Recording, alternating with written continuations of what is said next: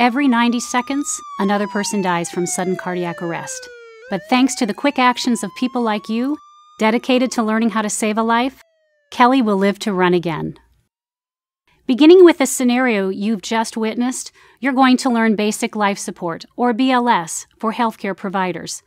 You'll learn how to initiate the chain of survival, recognizing cardiac arrest and activating the emergency response system, perform 1 and 2 rescuer adult CPR with breathing devices, and use an AED.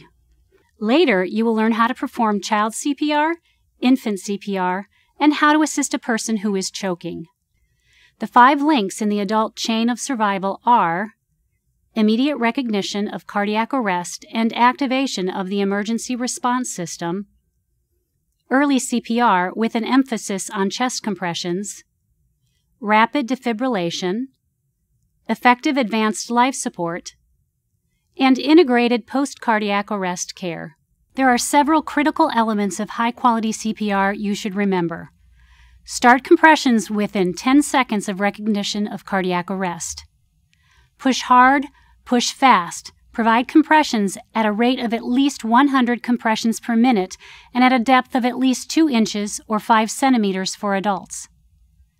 Allow complete chest recoil after each compression. Minimize interruptions. Try to limit interruptions in compressions to less than 10 seconds.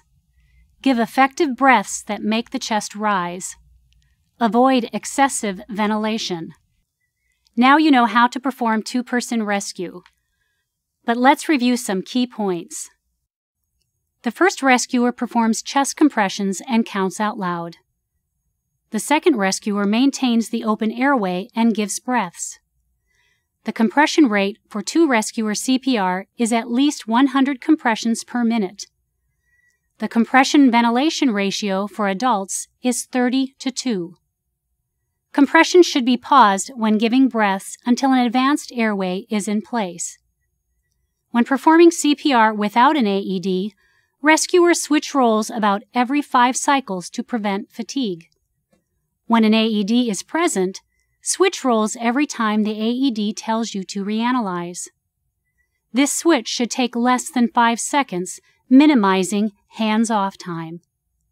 The rescuer giving breaths must monitor the chest compressions that are being delivered, encourage the compressing rescuer to push at an adequate rate and depth, and allow complete chest recoil after each compression. Now we're going to pause the video to allow you to ask questions and prepare for the next section of the course.